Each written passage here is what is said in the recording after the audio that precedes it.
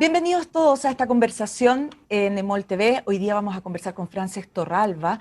Él está en Barcelona. Él es filósofo, doctor en filosofía, doctor en teología, también es doctor en pedagogía. Es catedrático de la Universidad Ramon Llull. Además, es un fanático y experto en Søren Kierkegaard. De hecho, lo ha traducido directo desde el danés, así como también es experto en los otros llamados pensadores de la sospecha, como Nietzsche, como Marx o como Freud. Es miembro de la Sociedad de Amigos de Søren Kierkegaard, a su vez también es miembro de honor de la Sociedad Europea de Doctores y Doctores Honoris Causa. Es también un prolífero escritor, ha escrito libros como Inteligencia Espiritual, ha escrito Mundo Volátil, El Sentido de la Vida, y este año, 2020, en medio de la pandemia, escribió un libro, Vivir en lo Esencial. Bueno, estamos con Francesc Torralba. Francesc, muchas gracias por estar con nosotros desde España. Pues gracias a ti por la ocasión de poderme expresar en este canal. Francesc, se dice que los doctores finalmente curan el cuerpo y que los filósofos curan el alma. ¿Es tan así? ¿Podemos esperar de eso de los filósofos? Pues a veces no, y tampoco de los médicos. Los médicos intentan curarnos de las heridas del cuerpo y todo eso que nos duele corporalmente. Sin embargo, a veces no pueden, porque la ciencia tiene límites y nuestros conocimientos son muchas veces deficientes. Y al filósofo le ocurre lo mismo. Platón definía al filósofo como el médico del alma, pero muchas veces nos encontramos frente a sufrimientos, dolores, perplejidades que no sabemos cómo abordar. Por eso es imprescindible no hacerlo solo. Yo creo mucho en la comunidad y en la ayuda mutua. Y cuando uno no es capaz de ver por dónde curar, quizá otro es capaz de ver el intersticio por donde actuar. Por eso, para mí, la comunidad terapéutica, la comunidad que se ayuda mutuamente es fundamental, tanto para curar las heridas del alma como las heridas del cuerpo. Hablábamos que eres un experto en el pensamiento de Søren Kierkegaard y él escribió en el siglo XIX el concepto de la angustia. ¿Hay algo que podemos rescatar de ahí para enfrentar en realidad este angustioso 2020 que ya se está yendo? Pues la verdad es que es uno de los libros más citados. Es un libro que apareció en 1844 y además fue firmado con un seudónimo. Pero el caso es que ha sido un libro muy citado, muy referido, muy estudiado, muy interpretado a lo largo de todo el siglo XX. Quizá porque la angustia es un estado de ánimo muy presente en nuestras sociedades. La angustia, la congoja, la inquietud, la desazón que experimentamos especialmente frente a situaciones de incertidumbre, cuando no sabemos a qué atenernos, qué es lo que podemos esperar, qué es lo que va a ocurrir. Entonces la dificultad es precisamente tolerar esa angustia y no verse dominado por esa angustia. Lo que Kierkegaard nos enseña es a identificar ese estado del alma y además a poder sobrellevarlo, porque es lógico sufrir angustia cuando hay incertidumbre, cuando hay desconocimiento, cuando las expectativas se frustran, pero por otro lado también tenemos que tener la capacidad de autogobierno emocional y de autodominio emocional para poder desarrollar nuestros proyectos de vida, nuestra libertad, nuestros objetivos vitales. Y Kierkegaard es un defensor de la libertad y tiene una gran confianza en la capacidad del ser humano de desarrollar su vida como una obra de arte, a pesar de las contrariedades, de las dificultades, de todo tipo de inclemencias e interferencias que hay. Bueno, Kierkegaard también decía que la esperanza es entrever posibilidades cuando nadie más las ve, cuando hay una cierta moral de la derrota, pero cuesta en estos días también tratar de entrever esas posibilidades. ¿Hay algunas luces que nos pueda dar? Pues en efecto, es verdad, así define la esperanza, ¿no? Consiste en entrever posibilidades. En cambio, la desesperación sería todo lo contrario. Es cuando uno queda como encerrado herméticamente en una especie de lugar oscuro y no ve ni un destello de luz. Está ahí metido, todo oscuro, y no hay posibilidad alguna de salir, ¿no? Yo creo que nos ayuda, por un lado, la perspectiva histórica. No es la primera vez que sufrimos una pandemia y probablemente no será la última. Y sin embargo, las otras pandemias que sufrimos fueron superadas. tenemos que aprender de lo que pasó en la historia y ese sedimento tiene que ayudarnos a enfrentarnos a lo que estamos viviendo. Y por otro lado, tenemos que tener una gran confianza en el desarrollo de tantos científicos en tantos lugares del mundo que están buscando este antídoto. Eso nunca había pasado en la historia de la humanidad. Que tantos científicos en tantos centros, universidades, centros de investigación superior estén focalizados en el mismo virus y buscando el mismo antídoto. Eso por definición tiene que dar frutos, sobre todo si hay una comunicación global entre ellos y una capacidad de compartir hipótesis, conjeturas de trabajo para poder abordar la cuestión.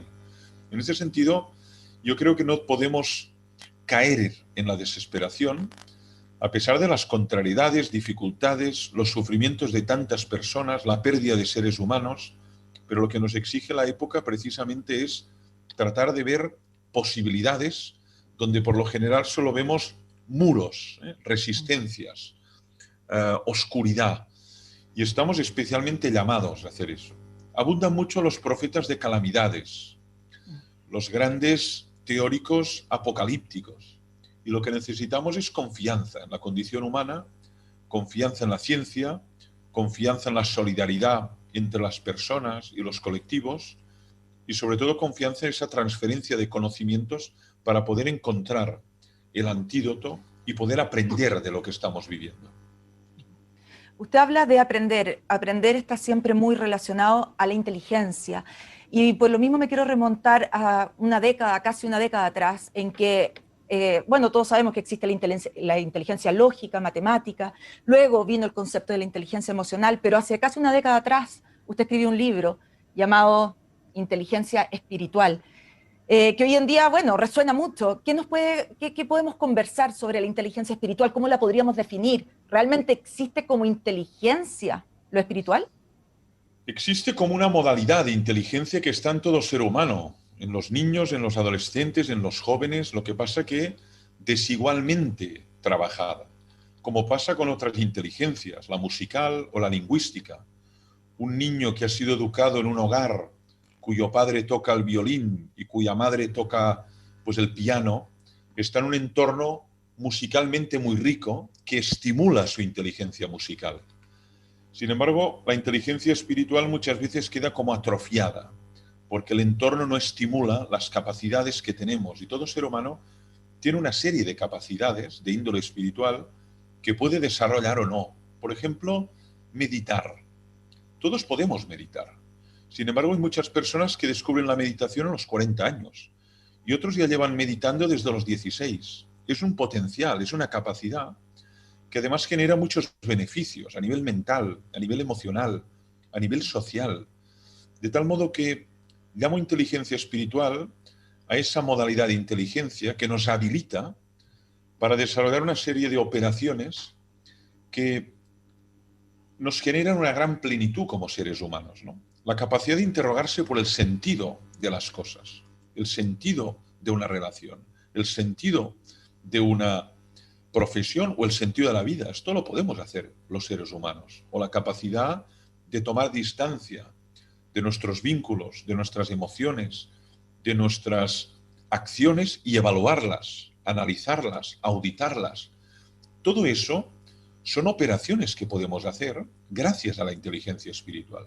Otra cosa es que no la tengamos entrenada o desarrollada o cultivada, pero es una modalidad que está en todo ser humano independientemente de sus creencias y de sus valores y ubicaciones espirituales o religiosas. Bueno, usted, además de ser, decíamos, filósofo, también teólogo, también es doctor en pedagogía y de hecho es profesor. Pero ¿cómo transmitir todo esto a los alumnos en una sociedad tan acelerada? Usted escribió también un mundo volátil, un libro también que habla del aceleramiento en esta sociedad, de esta sociedad del cansancio, diría Byung-Chul Han, ¿no es cierto?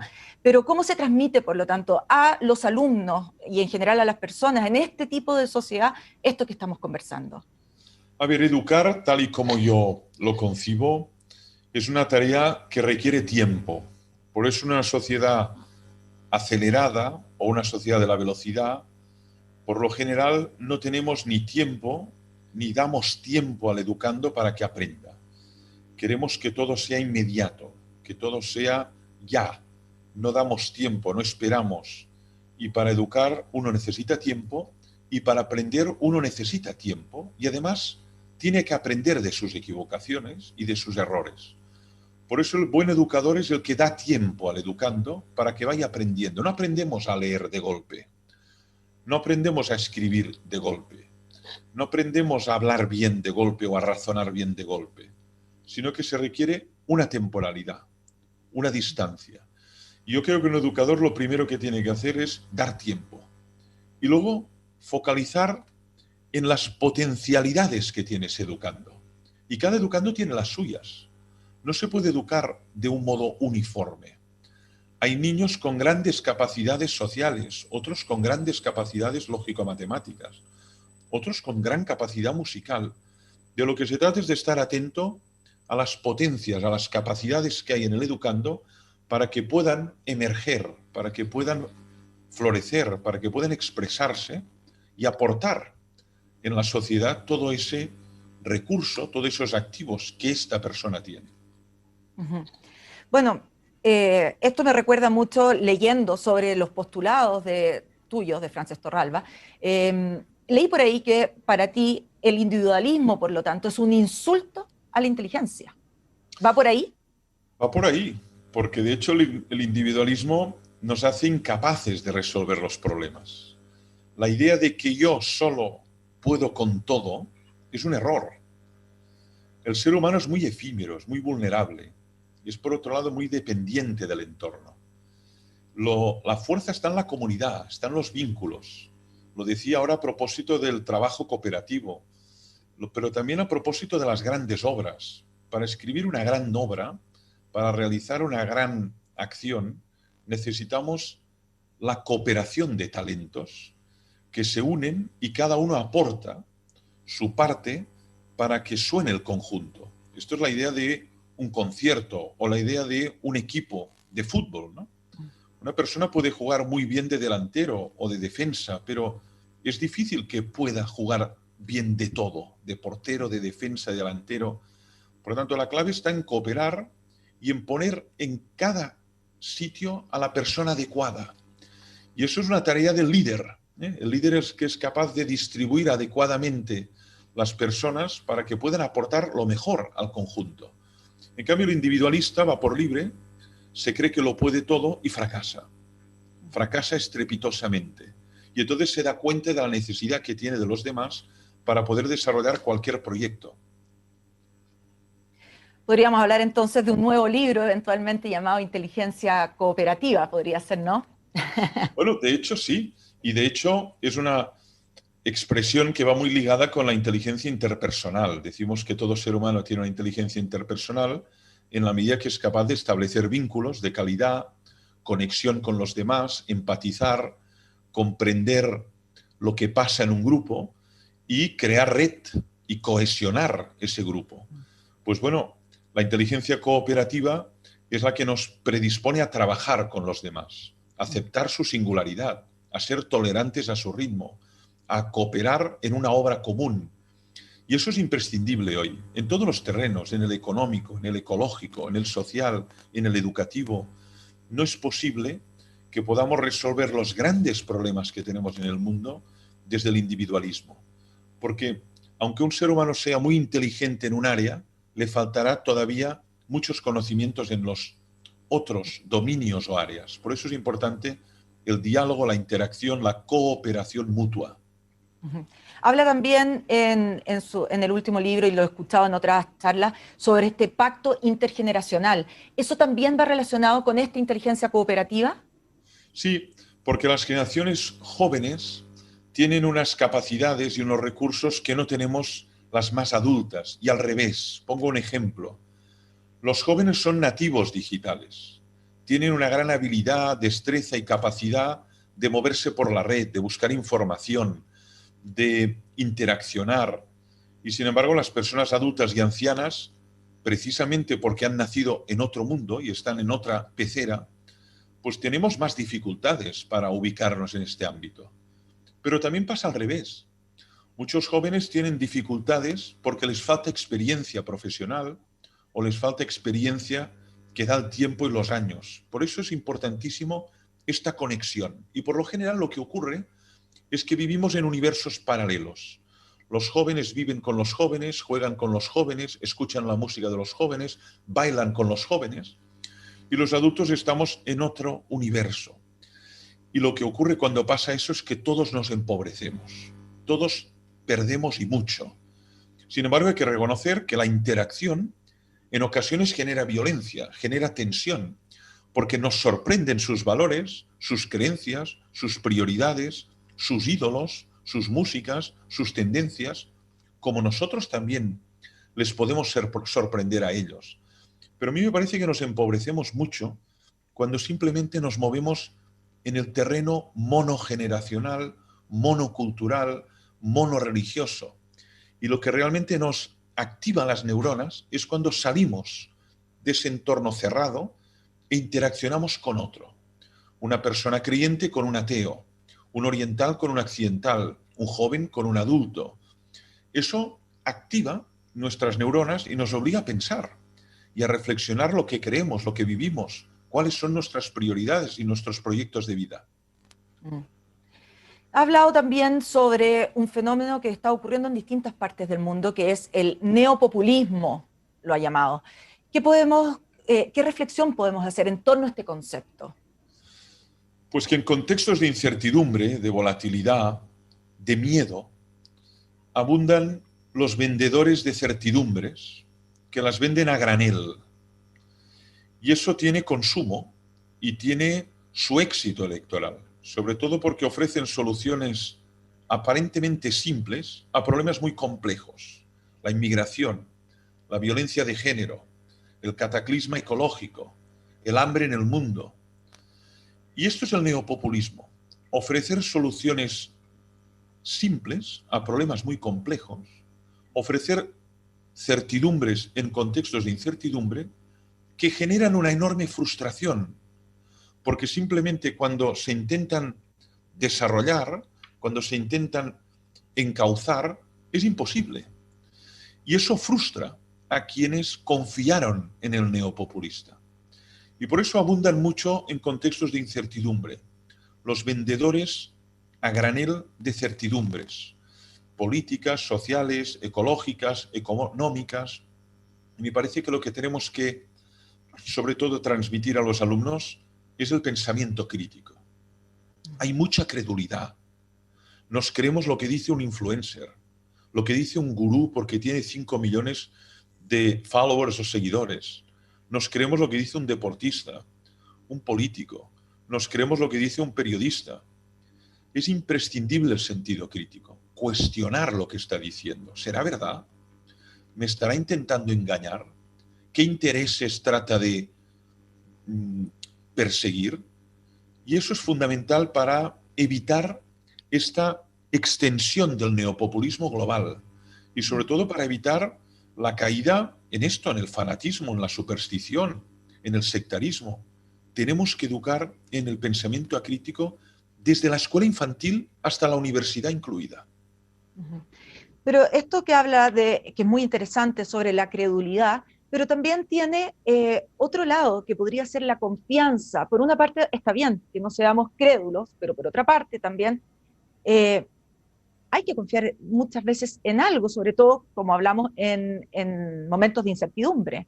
¿Cómo vemos estos dos lados de la moneda? Porque hay dos palabras. Una cosa es ser crédulo y otra cosa es ser creyente. El crédulo se lo traga todo, se lo cree todo, no lo verifica, no se interroga, lo asume sin cuestionar. En cambio, la persona creyente o la persona confiada es la que verifica. Y cuando ha verificado y ve que lo que el otro ha dicho es verdad, le da la confianza. Pero la confianza ciega es terrible. Consiste en dar crédito al otro independientemente de lo que diga, de lo que haga. Para mí, lo que hace una persona digna de credibilidad es la coherencia, es la congruencia. Lo pongo con un ejemplo. Si yo digo a mis alumnos, ustedes tienen que ser puntuales, pero yo nunca llego puntual, no soy creíble para ellos. Si yo digo a mis alumnos, ustedes tienen que evitar el consumismo, tienen que ser austeros, pero ven que me cambio de vehículo cada 2 meses, dejo de ser creíble. Soy un comediante, un hipócrita, un farsante. Lo que genera confianza es la coherencia. Por eso determinados colectivos no tienen ninguna confianza, porque hemos observado que no son coherentes. Emiten un mensaje, pero viven de otra manera. Y eso genera una terrible desconfianza que se va generalizando en el mundo. Hoy hay una profunda crisis de confianza, especialmente respecto a algunos colectivos políticos, banqueros, jueces. Son colectivos muy dañados. Algunos de esos individuos son honestos, coherentes, congruentes, pero el conjunto sufre una pérdida de confianza absoluta. Y no es una casualidad. Se debe a falta de competencia y sobre todo de coherencia. No han hecho lo que han dicho, han actuado contrariamente a sus valores y eso genera un gran escepticismo en la sociedad. Eso está pasando no solamente en las sociedades, como usted decía, con jueces, con distintos estamentos políticos, etcétera, sino que también está pasando en muchas de las grandes religiones del mundo. ¿Cómo se enfrenta, por lo tanto, dentro de lo que estamos conversando, este así llamado mundo post-secular con religiones totalmente, algunas de ellas desacreditadas? Es un enorme desafío para las tradiciones religiosas y espirituales, porque también muchas de ellas sufren esta profunda crisis de confianza. En los pueblos en España hace 50 años había 3 figuras que eran como la Santísima Trinidad de un pueblo, que era el maestro, el cura y el médico, ¿no? El maestro educa a los niños, el cura era el que cuidaba de las almas, ¿no? Y el médico el que cuidaba del cuerpo de los ciudadanos de aquel pueblo. Y sin embargo, las tradiciones espirituales y religiosas sufren un descrédito muy fuerte, especialmente en algunos países. Yo creo que esto exige, primero, autocrítica. ¿Qué hemos hecho mal? ¿Dónde hemos fallado? ¿Qué no hemos comunicado? ¿Cómo y de qué manera vivimos la fe que decimos tener? ¿Somos coherentes? ¿Somos fieles al mensaje originario de Buda, de Lao Tse, de Jesús, de Mahoma? ¿O simplemente vivimos muy lejos de eso que debería ser el seguimiento al mensaje original? Y luego tienen que interrogarse profundamente respecto a la comunicación. ¿Cómo comunicamos lo que creemos en un mundo que ha dejado de creer? Por tanto, ¿qué lenguaje articulamos? ¿Qué nexo encontramos para que no vivamos en otro universo paralelo, ¿no? Sino que seamos capaces de un punto de intersección, de decir algo que toque el alma de las personas, que toque su corazón y que sea significativo y no palabras vanas o palabras simplemente que han perdido su significado para el cuerpo social. Usted hablaba recién de esta tríada maestro, médico y líder religioso en algunos pueblos de España y en general en el mundo. Sin embargo, junto con la falta de confianza y la caída quizás de esa tríada, ha surgido un nuevo liderazgo del cual usted también ha hablado mucho, que es el liderazgo de la condición femenina. ¿Qué podemos decir al respecto en este mundo en el 2020? Yo creo que esta es de las grandes revoluciones, de finales del 20 y ya segunda década del 21, ¿no? La gran revolución es que la mujer ha asumido roles de liderazgo, de gobernanza, de extraordinaria responsabilidad en todos los planos, político, social, económico, deportivo, académico, cultural, y eso nos permite observar qué tipo de liderazgo es. Y de hecho lo que observamos y lo que observan los analistas es que no lideramos igual, hombres y mujeres. Tenemos formas de liderar distintas, formas distintas de gobernar los equipos, de gobernar las instituciones, las organizaciones, y esta diferencia de modos de liderar, por el otro lado complementaria, pero nos ayuda a ver que hay unos rasgos en el liderazgo femenino que se repiten. Por ejemplo, esta capacidad de escucha. Se ha observado mucho que el liderazgo fundado en el cuidar es muy propio de la condición femenina, ¿no? Un liderazgo que escucha, que está atento a las distintas sensibilidades que hay en un equipo, en una comunidad, que sobre todo es muy capaz de generar alianzas y no de vivirlo de un modo autárquico, solipsista o narcisista, sino de crear alianzas, de empoderar, de delegar, pero especialmente de escuchar. Yo creo que esto es una buena noticia, porque permite observar nuevos liderazgos, liderazgos con éxito, desde países hasta universidades y hasta centros culturales y centros deportivos, pero para ello tenemos que todavía combatir el terrible estigma y el terrible prejuicio del machismo, del macromachismo o micromachismo, latente o explícito, que todavía hay en muchas sociedades y que de algún modo inhabilita o imposibilita el ejercicio de estos liderazgos. Y esto lo observamos en muchas organizaciones, donde la masa, el músculo son mujeres, hospitales, centros sociales, centros educativos. El músculo son mujeres y, sin embargo, las cúpulas, donde hay la sinapsis de las neuronas y la toma de decisiones, son hombres. Y todavía están estos fenómenos porque todavía subsiste este prejuicio o esta actitud de estigma o de suspicacia frente a la posibilidad de que las mujeres lideren. ¿Cómo enfrentar entonces? Hablemosle ahora a esas cúpulas que usted está hablando. ¿Qué les aconsejaría a esas cúpulas para enfrentar esto que, según lo que el análisis que estamos haciendo, ya es una realidad, no es una suposición? Pero hay que enfrentarlo de alguna manera y en algunas partes no se enfrenta. ¿Cómo nos aconsejaría o cómo les aconsejaría a esas cúpulas a enfrentarlo? A ver, muchas veces no se enfrenta porque subsisten estos prejuicios que de un modo inconsciente van operando y descartan. Esta no, esta tampoco. Para este puesto no. Para este puesto tiene que ser un hombre, 50 años y además blanco. Es que el descarte no solo afecta a mujeres, afecta también a otros colectivos que a veces pues, sufren el mismo proceso de discriminación. Claro, una solución es la solución de las cuotas, ¿no? Pues tiene que haber en el Consejo de Administración 5 hombres, 5 mujeres. En el Gobierno de la Nación 5 ministras y 5 ministros, ¿no? Sin embargo, esta idea que podría ayudar genera también gran perplejidad, porque entonces uno se pregunta si esta persona está ahí por su valor, su capacidad, su inteligencia, su experiencia o simplemente por el hecho de ser mujer o de ser hombre o de ser joven o de ser mulato o de ser chino o de ser asiático, ¿no? Por lo tanto, también genera problemas las cuotas que sean exactas, ¿no? Yo confío en la generación que viene. La generación que viene, que yo me encuentro en las aulas, está muy liberada ya de este prejuicio. Está muy liberada de este prejuicio. Por lo tanto, los prejuicios, cuando están muy arraigados, es muy difícil extirparlos.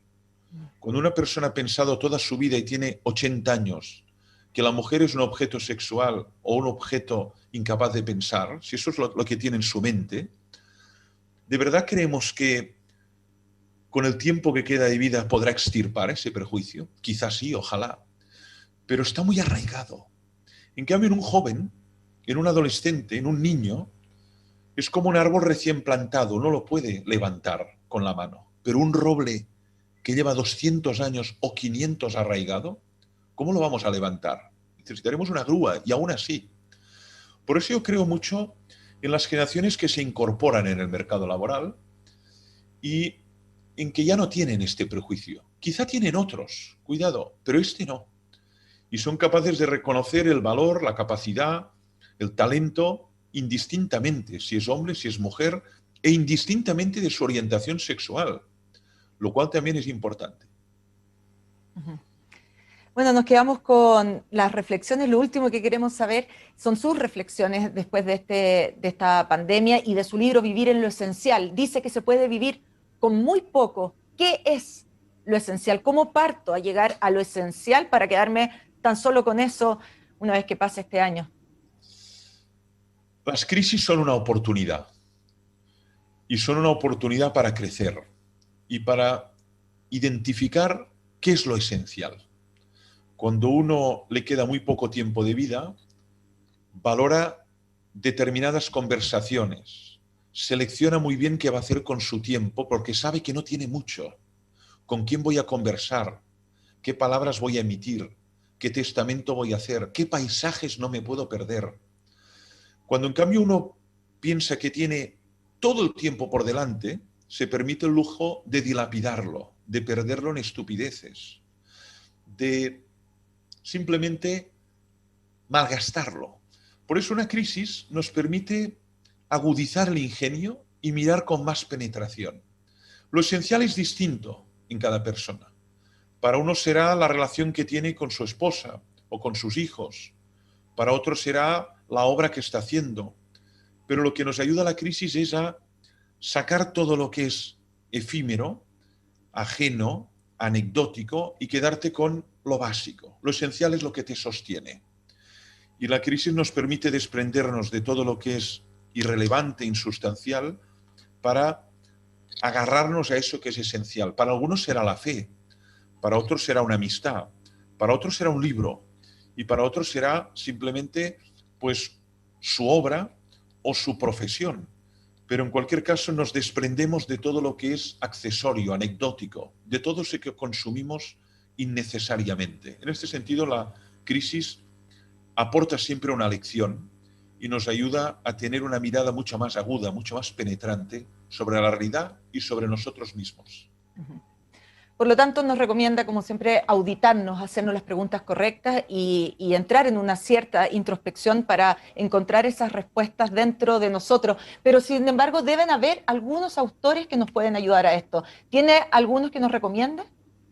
Pues hay tantos, desde Séneca y Epicteto en el mundo clásico hasta San Agustín y hasta Pascal y Kierkegaard y Schopenhauer y Nietzsche en el mundo moderno y contemporáneo. Afortunadamente tenemos enormes pensadores que nos ayudan a activar esta capacidad de examinarnos y de reflexionar cómo vivimos. No estamos solos, no empezamos ahora.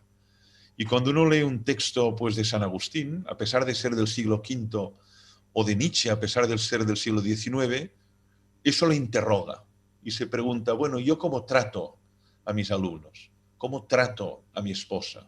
¿Cómo me trato a mí mismo? ¿Qué tipo de valor doy al tiempo que estoy viviendo? ¿Qué hago con mi vida?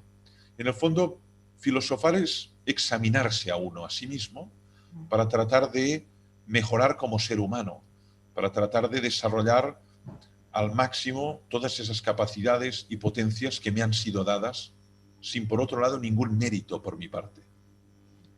Hay veces, eso sí, que esos textos, quizás puede ser un prejuicio, pero al enfrentarnos a ellos, hay veces que uno dice, me quedan grandes o no logro comprenderlo. ¿Cómo poder tener una aproximación más cercana con ellos que a veces están ya sea en un lenguaje o de una racionalidad que a veces es difícil? Sí, es verdad. Hay textos que son casi para uso y consumo de iniciados en el verbo filosófico, ¿no? Uno empieza a leer a Hegel o a Heidegger y experimenta una gran perplejidad, se encuentra con un texto opaco, ininteligible, duro de morder. Sin embargo, afortunadamente, también en la historia hay filósofos que salen del círculo, como Sócrates, que estaba en medio de la plaza pública, dialogando con sus conciudadanos y examinando con ellos determinados problemas, la justicia, la libertad, la felicidad, en un diálogo abierto, sin techo, sin institución, sin texto. Yo creo mucho en el diálogo socrático. Ahora hay textos que afortunadamente tienen esta capacidad de salir de la jerga cerrada del gremio. Y el mismo Montaigne, por ejemplo, es un ejemplo de eso. pero también lo es Pascal y también lo es en gran parte filósofos como Schopenhauer. Es verdad que algún texto es duro, pero me parece también que esta dureza enseña humildad. A veces no podemos frivolizar y cuando uno reflexiona sobre lo complejo que es la vida humana, no puede caer en un pensamiento naif, ingenuo, frívolo, sino que se da cuenta que hay autores que han ahondado mucho. Y eso es una cura de humildad. Yo a veces lo he experimentado, ¿no? Estás delante de un texto, te das cuenta que no lo entiendes y eso te obliga a que, pues, a estudiar más y a reflexionar más y a ver qué está intentando decir. Y eso es una cura de humildad que nos enseña mucho. Frances, me quedo entonces con esa cura de humildad y con la tarea, por lo tanto, de tratar de entrar en estos distintos autores. Muchas, muchas gracias por haber conversado hoy día con nosotros desde España. Pues gracias por la atención, por la calidad de la entrevista y felicidades por el programa, de verdad. Muchas gracias, Frances. Estamos en contacto, espero que este 2021, muchas gracias a todos por haber estado con nosotros en Emol TV.